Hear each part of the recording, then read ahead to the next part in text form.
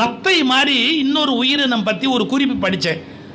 அதில் என்ன சொல்கிறான் அவன், அதுக்கு மேலே வந்து இந்த ஷெல், அதாவது சுண்ணாம்பில் அதுக்கு மேல் மூடி நம்ம சிப்பி மாதிரி, அது ஒரு புது வகையான இறா வகை அப்படிங்கிறாங்க, கடலில் இருக்குமா. அது என்ன பண்ணுமா பாருங்க, இது வளர்ந்த உடனே அந்த கூடு வளர்ந்து முழுக்க அதை மூடிக்கும். இந்த கூட்டுக்குள்ள அது அப்படியே இருந்தால் மேற்கொண்டு அதால் வளர முடியாது. உடனே அது என்ன பண்ணுமா, போய் பாறையில் முட்டி மோதி தன் மேல் ஓடு எது பாதுகாப்பானதோ அதை உடைச்சிரும். என்னடா உடைச்சிருச்சேன்னு பார்த்தா அது திரும்ப வளர்றதுக்குள்ள தான் எவ்வளோ வளர முடியுமோ அவ்வளோ வளர்ந்துடும். அது தன்னுடைய வாழ்நாளில் ஒரு 10 தடவை 15 தடவை தன்னுடைய மேல் கூட்டை உடைச்சு தன்னுடைய அளவை பெருசாக்கிக்கும் அப்படின்னு ஒரு விலங்கினத்தை பற்றிய ஒரு குறிப்பு, கடல்வாழ் உயிரினம் பற்றி ஒரு குறிப்பு. இவ்வளவுதான் என் எல்லை, இவ்வளவுதான் என்னால் முடியும்னு சுருங்கிட்டா அதோட நம்ம நின்றுடுறோம். நம்ம எல்லைகளை தகர்த்து எரிஞ்சிட்டு அதுக்கு மேலேயும் நம்ம போகணும் அப்படின்னு நினைச்சா எல்லைகள் மாற்றி அமைக்கப்படுகின்றன. இந்த சீக்கிரட்டை அவர் புரிஞ்சு வச்சிருக்கிறார். ஒரு 30 ஏக்கர் 40 ஏக்கரோடு நிறுத்தினா போராது, ஒரு ஊரில் சின்ன ஊரில் கோயில்பட்டியோட நிறுத்தினா போராது, சத்தியமங்கலத்தோடு நிறுத்தினா போராது, திண்டுக்கல்லோட நிறுத்தினா போராது, அது அடுத்த ஊருக்கு அதை விட பெருசா, அடுத்த ஊருக்கு அதை விட பெருசா அப்படின்னு தன்னை அருமையாக தன்னையும் வளர்த்து கொண்டு மண்ணையும் வளர்த்து கொண்டு எல்லாவற்றையுமே வளர்க்கக்கூடிய அந்த இயல்பான குணம், ஒரு டைனமிக் லீடர்ஷிப் அவருடைய வெற்றிக்கான மிகப்பெரிய ஒரு கருவாக அமைந்திருக்கிறது. எவ்வளோ பெரிய வார்த்தை தெரியுங்களா? கடனெல்லாம் அடைக்கிற வரைக்கும் நான் ஒருபோதும் போக மாட்டேன், கடன் இருந்துக்கிட்டே இருந்தால் அது வரைக்கும் நானும் இருந்துக்கிட்டே இருப்பேன், அதே நேரத்தில் நானும் போக மாட்டேன் இல்லையா? அந்த தாட் திங்கிங் ப்ராசஸ் அதுவே பாராட்ட வேண்டிய ஒன்று. வாழ்க்கையில் நீ இப்போ சொன்னார் அவர் 27 டிபார்ட்மெண்ட் கிட்ட பர்மிஷன் வாங்க வேண்டியிருக்குன்னு. அதான் இந்தியா. எவனும் சுலபத்தில் வளர முடியாது. நீ என்ன பண்ணாலும் அந்த தலைமையில் கை வச்சுக்கிட்டே, பஸ்மான் சொன்ன தலைமையில் கை வச்சா போயிருங்கிற மாதிரி என்ன பண்ணாலும் அதுக்கு உடனே ஒரு ஆக்டு, அதுக்கு ஒரு டிபார்ட்மெண்ட்டு, அதுக்கு ஒரு ஏசி டிசி, இப்படி ஏதாவது ஒன்று போட்டு உண்டு இல்லைன்னு ஆக்கிடுவோம். அதை நாங்கள் ஒன்றும் விட மாட்டோம். 27 டிபார்ட்மெண்ட்னா வாழ்க்கையில் எந்த நல்ல காரியத்தை தொடங்கணும் ஒன்று தெரிஞ்சுக்கங்க. பிரச்சனைங்கிறது ஒரு அளவோடு நிற்காது. இப்போ கூட பாருங்களேன், அவங்களோட இந்த பேச்செல்லாம் நின்று இருந்தால் எப்போது நீங்கள் வீட்டுக்கு போயிருக்கலாம். பிரச்சனைங்கிறது ஒரு அளவோடு நிற்காது, அது போய்கிட்டே தான் இருக்கு. இந்த புடவை பார்த்தீங்களா, ரொம்ப அழகாக இருக்கு, ரொம்ப அழகாக இருக்கு. கட்டம் கட்டமாக எத்தனை கலர் இருக்கும் இதில்? பச்சை, சிவப்பு, மஞ்சள், ஆரஞ்சு, ஒரு 10-12 கலர் இருக்கும் இல்லையா? ஒரு அம்மா ஒரு கடையில் போய் பார்த்தது 1000 கலர், 1000 கலர். இனிமே பாம்புக்கு 1000 தலை வாங்கி அந்த மாதிரி 1000 கலரில் ஒரு புடவை விட்டுருக்குறான். அதை பார்த்த உடனே ஹஸ்பண்டை கேட்டது, வேணும் வேணும். அவன் தலையில் அடிச்சுக்கிட்டான். அவன் ஃப்ரெண்டுக்கு ஃபோன் பண்ணி சொன்னான், இம்சடா, இவளோட பெரிய இம்சடா, புடவை 1000 கலர்னா. அவன் ஃப்ரெண்டு சொன்னான், அட முட்டாள், ஒரு புடவை தானடா, 1000 கலரில் இருந்தால் என்ன கெட்டு போச்சு, எடுத்து கொடுக்க வேண்டியா? 1000 கலருக்கு மேட்சாக ப்ளவுஸ் எடுப்பாடா அடுத்ததுன்னா. 1000 கலருக்கு மேட்சாக ப்ளவுஸ் எடுப்பா பாரு, என் சொத்தையே காலியாக போட்டுட்டான்னா. நீ ஒன்று தெரிஞ்சுக்கணும், இந்த உலகத்தில் எந்த பிரச்சனையும் ஒரு ஆரம்பத்தில் ஒரு அளவுனா அதோடு நிற்காது, அது எல்லாம் ஜாயிட்டே போகும். அதுக்கு என்ன அழகாக அந்த வார்த்தையை சொன்னீங்க, எட்டிவிடும் தூரத்தில் வெற்றி இல்லை. நல்லா இருந்தது அந்த வார்த்தை, எட்டிவிடும் தூரத்தில் வெற்றி இல்லை, அதை விட்டுவிடும் எண்ணமும் எனக்கு இல்லை, அதை விட்டுவிடும் எண்ணத்தில் நானும் இல்லை. இனிமே அது உங்களுது இல்லை, என்னோடது. தமிழ்நாடு முழுக்க வித்துருவேன். ரொம்ப அருமையான ஃப்ரேஸ் அது, உண்மையிலேயே எக்ஸலண்டானது. வெற்றிங்கிறது சுலபம் இல்லை. நான் இங்கிலீஷில் ஒரு பொன்மொழி படித்தேன், தெரிஞ்சுக்கங்க. வெற்றியை பற்றி சொல்கிறான், சக்ஸஸ்ன்னு சொல்கிறோம் இல்லையா, சக்ஸஸ் இஸ் எ நேஷனல் ஹைவேஸ்னா. பெரிய தேசிய நெடுஞ்சாலை போகுது பார்த்தீங்களா, நீங்கள் என்ன நினைப்பீங்க? அப்போ ஈஸியாக போகலாம் போல் இருக்கேன். அவன் முடிச்சான் பாருங்க, success is a national highways, the problem is it is always under construction. சக்ஸஸ்ங்கிறது it is always under construction. அப்போ என்ன பண்ணி ஆகணும் நீங்கள்? Take diversion, take diversion, take diversion. இதுக்கு ரெடியாக இருந்தது தான் ஹைவேஸ்லேயே போக முடியும். அது மாதிரி வெற்றி என்பது எட்டிய உடனே உங்கள் இலக்கு தள்ளி போய்விடும். இதை அடைஞ்ச உடனே நம்ம வெற்றியை அடைஞ்சிட்டோம் நம்ம நினைக்க முடியாது. ஏன்? நீங்கள் அதை கிட்டக்க வந்த உடனேயே உங்கள் இலக்கு இன்னும் நகர்ந்து போய்விடும். அப்படி இருந்தால் தான் நம்ம இந்த உலகத்தில் உயிர்ப்போடு இருக்க முடியும். நான் சொல்ற வார்த்தையை நீங்க கவனிக்கணும். உயிரோடு இருப்பது வாழ்க்கை அல்ல, உயிர்ப்போடு இருப்பது தான் உண்மையான வாழ்க்கை. அந்த ஃபயர் நமக்குள்ள வேணும் இல்ல, அந்த உயிர்ப்போடு இருத்தல். அதுக்கு அடையாளமே என்ன அப்படின்னு கேட்டா, நம்ம இலக்கு சக்சஸ், அது தள்ளிக்கிட்டே போனோம், இன்னும் அது ஒன்றும் தப்பே கிடையாது. அதனால இதெல்லாம் வாழ்க்கையினுடைய வெற்றியினுடைய மிகப்பெரிய சூத்திரம். இப்போ நீங்க யோசிப்பீங்க, அவர் இப்படி எழுத்துக்கிறாரு, அப்ப அவ சிரமம் தானே. நம்ம நினைக்கிறோமோ இல்லையா, வீட்டம்மா நினைப்பாங்கல்ல. எங்க வீட்லயே எங்க வீட்டம்மா சொல்லுவாங்க, வாயை வச்சுட்டு சும்மா இருக்கீங்களா, எங்கேயாவது போய் எதையாவது பேசிட்டு வரீங்க. அப்புறம் அவன் வாட்ஸ்அப்லேயும் யூடியூப்லேயும் கண்ணா அப்படின்னாலும் திட்டுறான். தெரியாது, நல்லா சம்பாதிச்சாச்சு, சௌக்கியமாக வீட்டில் உட்காந்து சாப்பிட்றத விட்டுட்டு 3 வேளையும் சாப்பிட்றதுக்கு நமக்கு வசதி இருக்குது, கார் இருக்குது, டிரைவர் இருக்குது, கோயிலுக்கு போகணுமா, குளத்துக்கு போகணுமா, கச்சேரி கட்டமா இல்லாமல் இன்னும் போய் எங்கேயாவது வாயை வச்சு எல்லாரும் என்ன மாதிரி என்ன இழிச்ச வாயா, அது வேற கேட்டுக்கிட்டு சும்மா இருக்கிறதுக்கு அப்படின்னு நல்லா சொல்லுவார். ஒன்று மட்டும் தெரிஞ்சுக்கோங்க, அப்படி சும்மா இருக்கிறதுக்காக நாம் இந்த பூமியில் பிறக்கல. என்ன இருந்தாலும் துணைவியாருக்கு ஒரு பயம் இருக்கும், ஐயோ இப்படி வாழ்க்கையில் இப்படி இருக்கு அப்படின்னு. இதையெல்லாம் தாண்டி ஒன்ன நம்பணும். என்ன நம்பணும்? தர்மத்தை நம்புறோம். எப்படி இருந்தாலும் தர்மம் நம்மளை காப்பாற்றும், சத்தியம் நம்மளை காப்பாற்றும். நம்ம நேர்மையான ஒரு மனுஷனா இருந்தா ஒரு சக்தி நம்மளை காப்பாற்றும், அதை நம்பணும். இப்போ கோகுலாஷ்டமி வந்தது இல்லைங்களா, எனக்கு வாட்ஸ்அப்பில் ஒருத்தர் ஒரு நல்ல விஷயம் அனுப்பிச்சிருந்தாலும் மறக்கவே முடியாது, நல்லா இருந்தது, ரொம்ப இன்ட்ரெஸ்டிங். என்னன்னா, இந்த கோபிகள்லாம் பால், மோர், தண்ணி இதெல்லாம் அப்படி சுமந்துக்கிட்டு வருவாங்கல்ல.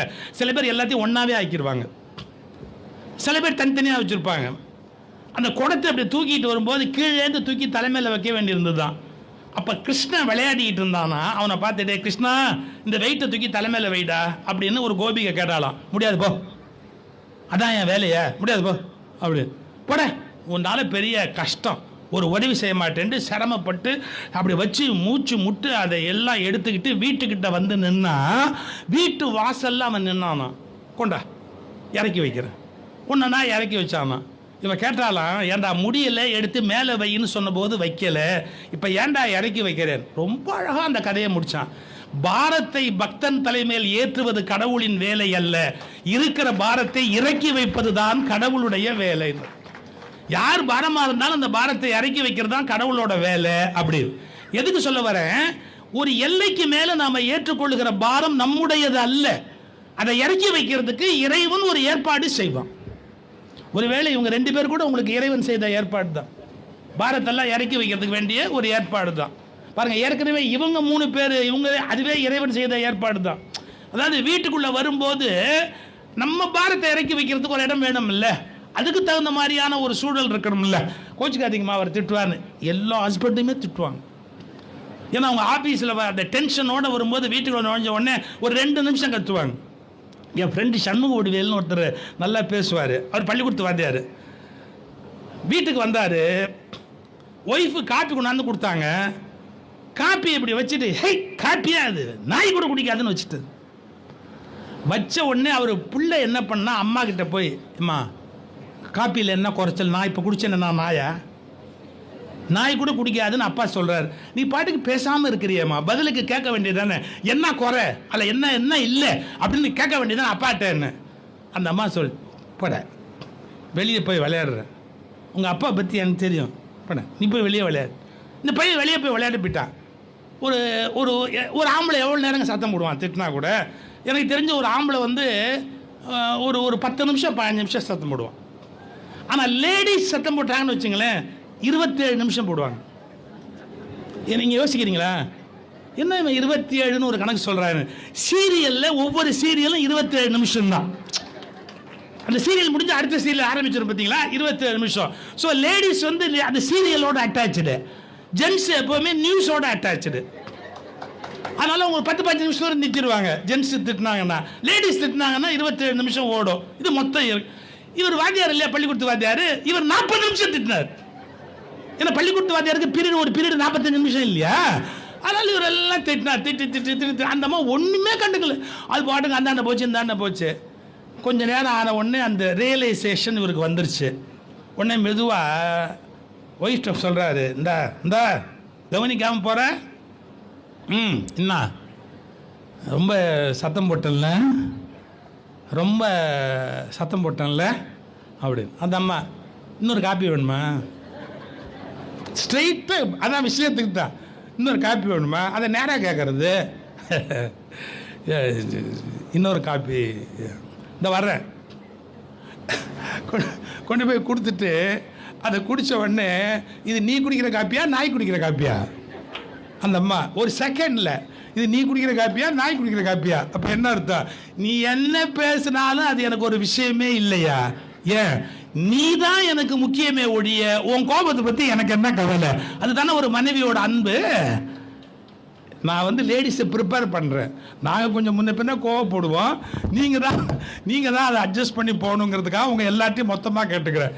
வெளியில் போகிறோம், ஏகப்பட்ட டென்ஷனோடு வரோம். அந்த அம்மா சொல்லுது, பள்ளிக்கூடத்தில் ஹெட் மாஸ்டர் திட்டினா இங்கே வந்து என்ன திட்டுவார், இவ்வளோ தானே. இதுக்காக போய் நம்ம கோச்சிக்க முடியுமா? திட்டா நல்லது, பிபி வராது, ஹார்ட் தொந்தரவு பண்ணாது, திட்டிட்டு போகிறாரு. இந்த ஐடியா ஃபேமிலிக்கு ரொம்ப அவசியம். எளிமையாக எடுத்துக்கணும். ஸோ இதெல்லாம் குடும்பத்தோட சப்போர்ட். ஒரு மனுஷன் வெற்றி பெறணும்னா ஃபேமிலியோட சப்போர்ட் அவங்களுக்கு வேணும். மிகச்சிறந்த ஒரு நகரத்தை உருவாக்குறார். நான் டெக்னிக்கலாக ஒன்று சொல்கிறேன். நீங்கள் தமிழ்நாட்டில் மெட்ராஸ் பார்த்துட்டு பாண்டிச்சேரிக்கு வாங்க. பாண்டிச்சேரிக்கு வாங்கன்னு தப்பாக நினைக்காதீங்க. பாண்டிச்சேரிக்கு வாங்க. அங்கே ரோடு எப்படி இருக்குது பாருங்கள், நகர அமைப்பு எப்படி இருக்குது பாருங்கள். அதெல்லாம் என்ன கவனிக்கணும் நம்ம ஒரு ஊருக்கு போனால். நெய்வேலி டவுன்ஷிப் போய் அந்த டவுன்ஷிப் எப்படி இருக்குன்னு பாருங்கள். நீங்கள் மெட்ராஸில் ஒரு நகரம் மயிலாப்பூர் எப்படி இருக்குது, மந்தவெளி எப்படி இருக்குது, பாரிஸ் எப்படி இருக்குது. அதே சமயத்தில் வந்து பாண்டிச்சேரியில் வந்து பாண்டிச்சேரி ஹெட் குவார்ட்டர்ஸ் எப்படி இருக்குன்னு பாருங்கள். ஸ்ட்ரெயிட் ரோடு, எல்லா ரோடும் பீச்சில் போய் முடியும். எல்லாமே அப்படியே கட் ஆகும், ஸ்ட்ரெயிட்டாக அப்படியே கட் ஆகும். 90 டிகிரிஸில் அப்படியே கட் ஆகும். எந்த ரோடில் போய் மிஸ் ஆனாலும் மறுபடியும் பீச்சுக்கு போயிடலாம், ஒன்றும் கஷ்டமே கிடையாது. ஸோ பிரெஞ்சுக்காரர்கள் அந்த ஊரை டிசைன் பண்ணும்போது அவங்க பிரெஞ்சு நாட்டில் எப்படி இருக்கும் அப்படிங்கிற கற்பனையோட அது போல ஒரு நகரத்தை நிர்மாணிக்க வேணும்னு பாண்டிச்சேரியை நிர்மாணிச்சாங்க. புரிஞ்சுக்கணும் நம்ம. ஏன்னா இம்ப்ரூவ்மெண்ட்டுங்கிறது கொஞ்சம் கொஞ்சமாக தான் வர முடியும். ஒரு வீடுங்கிறத நம்ம டெவலப் பண்ணுற மாதிரி நகரங்கிறத டெவலப் பண்ணும்போது எவ்வளோ பெரிய கஷ்டம் அது. அதில் எத்தனையோ புதுசாக ப்ராப்ளம் வரும். வசதிகள் புதுசாக தேவையாக இருக்குது. நேற்றைய மாதிரி இன்னைக்கு வாழ்க்கை இல்லை, அது வேறு மாதிரி மாறிக்கொண்டே இருக்கிறது. அதனால நிறைய வசதிகளை இம்ப்ரூவ் பண்ணி கொண்டு போகிறதுக்கு கொஞ்சம் கஷ்டம், கொஞ்சம் சிரமப்பட்டு தான் ஆகணும். அதில் என்ன ஒரு பெரிய ஆச்சரியம்னா, சிரமப்பட மாட்டேன்னு சொல்கிற நபர் அவர் இல்லை. சிரமத்துக்கு நான் இப்போ எப்படி உட்காந்து சால்வ் பண்ணலாம் அப்படின்னு யோசிக்கிற ஒரு பாசிட்டிவ் ஆட்டிடியூட் அவர்கிட்ட இருக்கிற ஒரு நல்ல குணம். இப்போ அப்படி எப்படி மீட் பண்ணலாம், வாட் நெக்ஸ்ட், அந்த ப்ராப்ளத்தை எப்படி அட்ரஸ் பண்ணலாம், அந்த மாதிரி யோசிக்கக்கூடிய ஒரு மனோநிலை. அப்படி நகரத்தை டிசைன் பண்ணும்போது பிரெஞ்சுக்காரர்களுடைய அமைப்பு ஒரு மாதிரி, ஜெர்மானியருடைய அமைப்பு ஒரு மாதிரி, ஜப்பானியருடைய அமைப்பு ஒரு மாதிரி. காரே கவனிங்க, ஜப்பானில் நீங்கள் எங்கே போனாலும் கார் வந்து சின்னதாக இருக்கும். அமெரிக்காவில் நீங்கள் எங்கே போனாலும் கார் பெருசாக இருக்கும். அவன் ஆளே பெருசு, உட்காரத்துக்கு வசதியாக வேணும் அவனுக்கு. ஜப்பானில் சின்னதாக இருக்கும் காரோட அமைப்பு. ஆனால் அமெரிக்காவில் காரோட அமைப்பு பெருசாக இருக்கும். இந்தியாவில் எப்படின்னு கேட்டால் ரெண்டும் கலந்துருக்கும். ஒரு சின்ன மாருதியும் ஓடிக்கிட்டு இருக்கும், பக்கத்துலேயே வந்து இனோவாவும் ஓடிக்கிட்டு இருக்கும். ஏன் அப்படின்னு கேட்டிங்கன்னா, ஜப்பானியர்கள் எல்லாத்தையுமே சின்ன அளவில் செய்யணும். அவங்களுடைய உயரம், அவங்க அகலம், அவங்களுடைய குணம், அதுக்கு ஏற்ற மாதிரி. அது மட்டும் இல்லை, பூகம்பம் அடிக்கடி வரக்கூடிய நாடு, அதுக்கு ஏற்ற மாதிரி தான் வீடு கட்டுவாங்க. பட் அமெரிக்கா அப்படி இல்லை, அவருடைய அமைப்பு முறையே வேறு. அதனால ஒரு நகரத்தை அமைக்கிற போது ஒரு 100-110 விஷயத்தை உள்வாங்கி தான் அந்த காரியத்தை செய்யணும். முன்னெல்லாம் ஒயர் அப்படி மேலே போவோம், மழை பெஞ்சா என்ன ஆகும், உடனே எலக்ட்ரிசிட்டி கட் ஆகிடும்.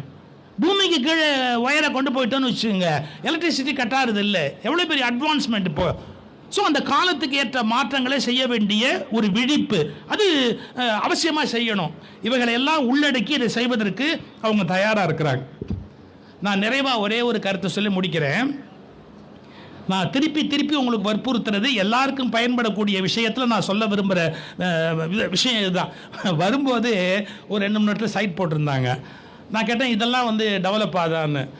முன்னாடிலாம் ஒன்றுமே இல்லைங்க வேலை, இப்போ நான் இங்கே டெவலப் பண்ண அவங்களுக்கு பிரமாதமாக சென்ட்டுக்கு இவ்வளோன்னு விலை போகுதுங்க அப்படின்னார்.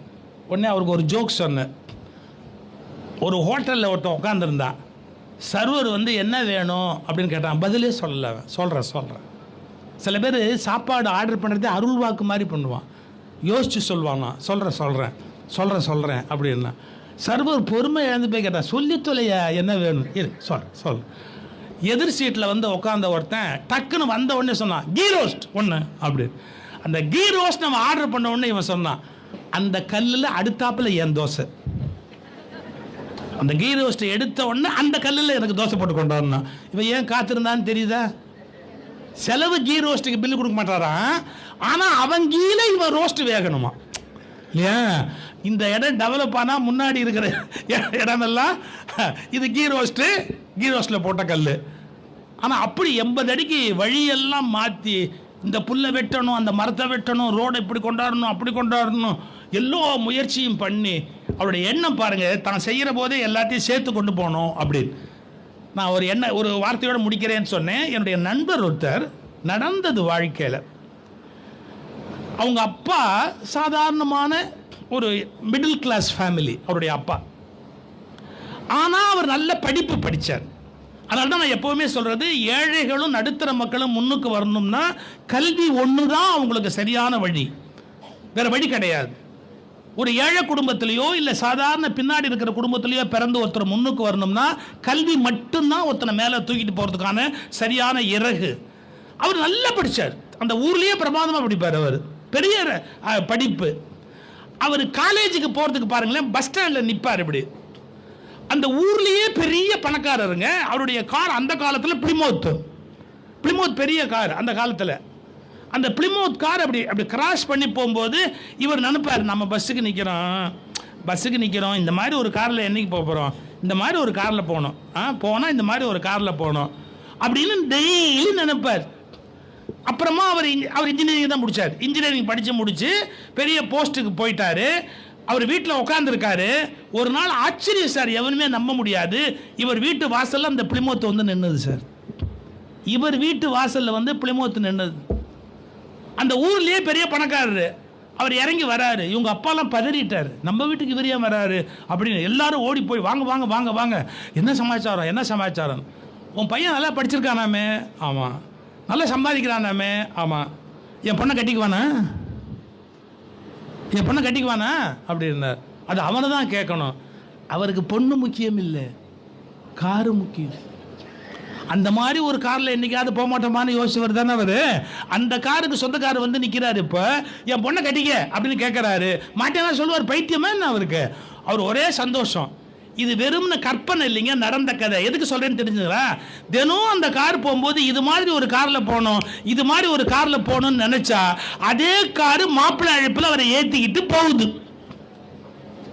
பார்த்தீங்களா? அப்போ நம்முடைய எண்ணங்களுக்கு எவ்வளோ வலிமை இருக்குது பார்த்தீங்களா? தொடர்ந்து நல்ல எண்ணங்களை நாம் ஏற்படுத்தி கொண்டே இருந்தால் நம்முடைய எண்ணங்கள் நிச்சயம் செயலாகும். அப்படி செயல்படுத்துவதற்கு பிரபஞ்சம் ஒத்துழைக்க தயாராக இருக்கிறது. அது இறையருளால் கண்டிப்பாக நிறைவேறும். அதனால வெறுமனே நாம 10 காசு சம்பாதிச்சோம் அப்படின்னு நினைக்காம, ஏதோ ஒரு நிலத்தை அப்படி விற்றோம், 2 ரூபாய் காசாக உள்ள வாங்கி போட்டோம் அப்படின்னு நினைக்காம, இது ஒரு பெரிய நகரமாகணும், காந்திபுரத்துக்கு நிகராக அதை விட மேலே ஒரு கொண்டாடப்படக்கூடிய இடமாகணும், கடைவீதி உண்டாகணும். இங்கே வாங்கின மக்கள் எல்லாருக்குமே அதனுடைய வேல்யூ பல மடங்கு ஆனதை அவங்க அனுபவிக்கணும் அப்படிங்கிற நல்ல எண்ணம் என்னுடைய நண்பர் கார்த்திகேயனிடத்தில் இருப்பதால் நல்ல எண்ணம் ஒருபோதும் தோற்று போனதாக வரலாறு இல்லை. இந்த இடம் அப்படியே ஆகும் என்பதை எடுத்து சொல்லி, எல்லாம் வல்ல இறையருளால் இது மிகச்சிறப்பான ஒரு பூமியாக கொண்டாடப்படும். அதற்குரிய எல்லா சிறப்பும் உங்களுக்கு இறைவனால் அருளப்படும் என்பதை சொல்லி, என்னையும் நட்பு மறவாமல் அழைத்தமைக்காக நன்றி கூறி இந்த ஆர்ச்சி திறக்கிற விழாவுக்கு வந்துடுறேன். ஆர்ச்சி திறக்கிற விழாவுக்கு வந்துட்டோம். இது இப்போ சொல்லி அடுத்த ப்ரோக்ராம் புக் பண்ணிடணும். வாழ்க வளர்க என்ற அவருடைய குடும்பத்தாரையும் இங்கே அவரோடு தொழில் முறையிலே பழகி இருக்கிற அனைத்து நண்பர்களையும் வாழ்த்தி விடைபெறுகிறேன். வணக்கம்.